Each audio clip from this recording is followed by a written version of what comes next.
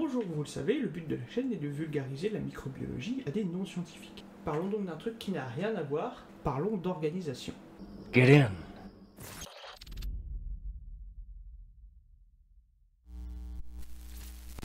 Alors oui, je vais peut-être pas vous surprendre, mais l'organisation d'une archée à l'intérieur, c'est pas ultra différent d'une bactérie. On l'a évoqué dans les 2 épisodes sur les archées, et on l'a également évoqué dans l'épisode sur les bactéries. Enfin, les épisodes.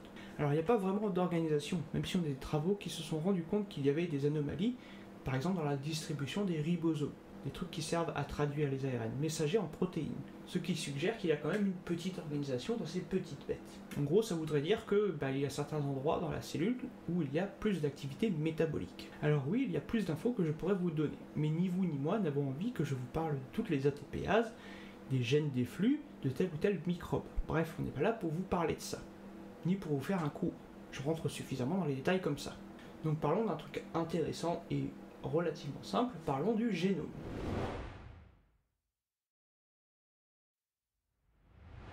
Comme les bactéries, les archées ont tendance à avoir de petits génomes circulaires dans lesquels les gènes sont organisés en groupes fonctionnels dont la transcription est souvent coordonnée. Il est toutefois intéressant de voir qu'elles organisent et répliquent leur génome de manière distincte et diverse. Oui, parce que rappelez-vous, on est en microbiologie, donc c'est quand même toujours un peu le bordel. Certaines archées, y compris les espèces Euryarchaea Halopherax, possèdent de nombreuses copies de leurs nucléoïdes par cellule, par exemple, parce qu'il fallait bien des exceptions. Mais bon, globalement, chez les archées, c'est comme les bactéries. On a une seule copie de leur génome, sauf 2 ou 3 qui font les malins.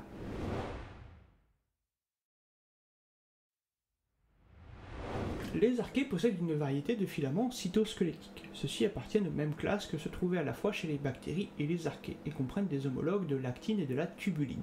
Oui, aujourd'hui on va parler un petit peu du cytosquelette aussi. Il y a des raisons de penser que la machinerie cytosquelettique présente chez les eucaryotes a été acquise à partir des archées, au cours de l'eucaryogenèse, la naissance des eucaryotes, puisque les protéines homologues entre archées et eucaryotes se ressemblent beaucoup plus que à leurs homologues entre archées et bactéries. Par exemple, l'actine est très similaire au niveau des acides aminés entre les archées des asgardiens et les eucaryotes. Oui, on va en parler des asgardiens.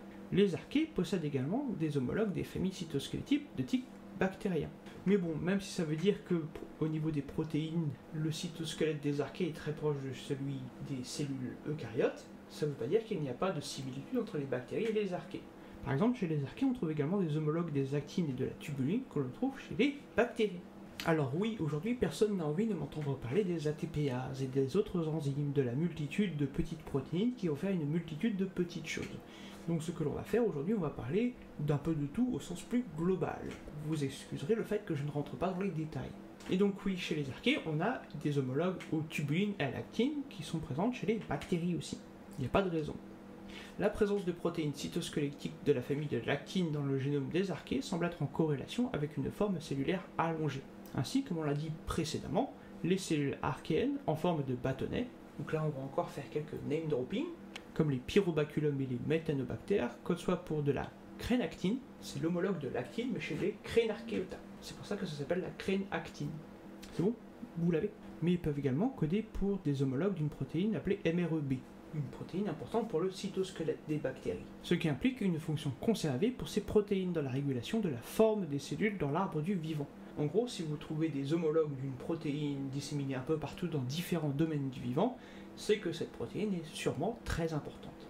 En outre, plusieurs rapports ont suggéré que le comportement de ces filaments pourrait être régulé par des protéines codées par des gènes voisins d'une manière similaire aux régulateurs codus de la dynamique des filaments d'actine eucaryotes.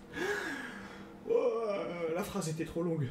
On a fait des observations et on s'est rendu compte que, les filaments de crénactine pourraient être responsables de la forme des cellules en bâtonnet et l'apparition de cellules ramifiées. Un argument similaire a été utilisé pour suggérer que les homologues d'actine présents dans le génome des asgardiens, notamment de Promethearchum syntrophicum, pourraient expliquer la capacité de ces cellules à générer de longues protubérances, même si jusqu'à présent aucun filament d'actine n'a été observé dans ces cellules. Prométhéum, on va en parler plus tard, parce que comme son nom ne l'indique pas, c'est un asgardien.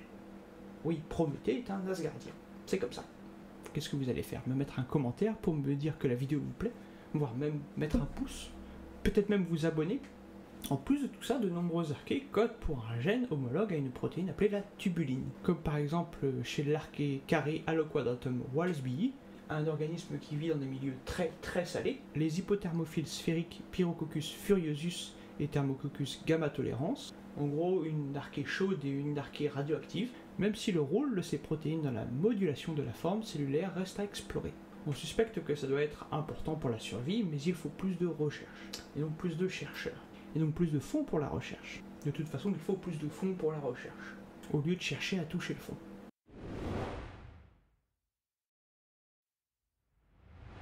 Les filaments cytosquelettiques jouent également des fonctions essentielles dans la régulation de la division cellulaire. Dans toutes les cellules, la division nécessite une réorganisation relativement rapide de l'espace cellulaire, une constriction cellulaire médiane, en gros au milieu, et une scission membranaire. Ceci est principalement réalisé en utilisant deux familles principales de protéines. La première étant l'homologue de la tubuline appelée FTSZ, qui, chez les bactéries, fonctionne pour guider l'assemblage de la paroi cellulaire afin de conduire à la division. Je sais, j'ai pas détaillé sur la division cellulaire chez les bactéries, mais ça mérite un épisode, donc je le garde pour plus tard.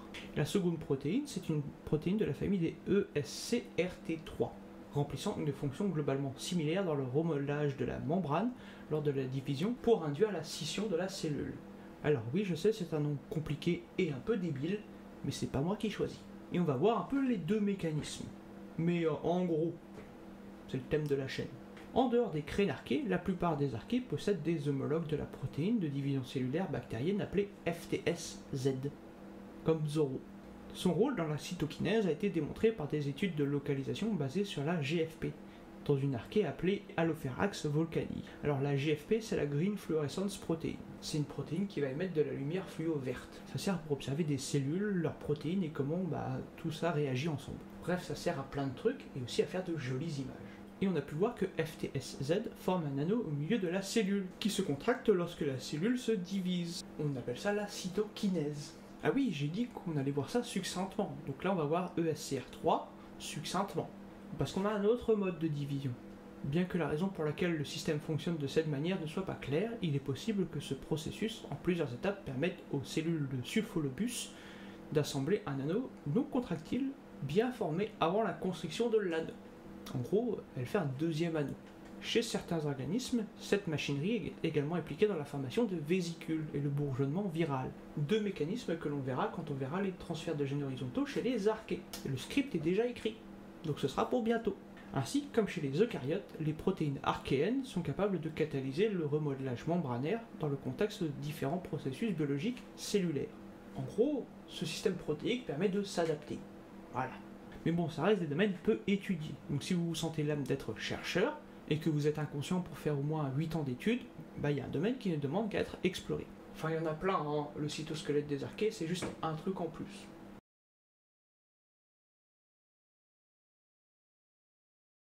Bon, et je pense qu'on a assez parlé de l'intérieur des archées. Maintenant, on va parler de quelque chose un peu plus fun, de certains environnements dans lesquels on peut trouver des archées. Et donc, dans le prochain épisode, on va parler de, justement, quelques curiosités propres aux archées. Enfin, propres. Pas vraiment, mais qu'on pensait propres aux archées. Parce que si vous suivez les épisodes, dans le premier épisode sur les archées, je parle des extrémophiles. Et bien je me suis dit que pour le prochain épisode, on va aborder un petit peu le sujet. Vous voyez ça plus comme une intro. Donc oui, le prochain épisode va être très léger. Sur ce, j'espère que cet épisode vous a plu, un épisode un peu plus en profondeur, avec un peu plus de termes techniques. J'espère que je ne vous ai pas perdu en cours de route.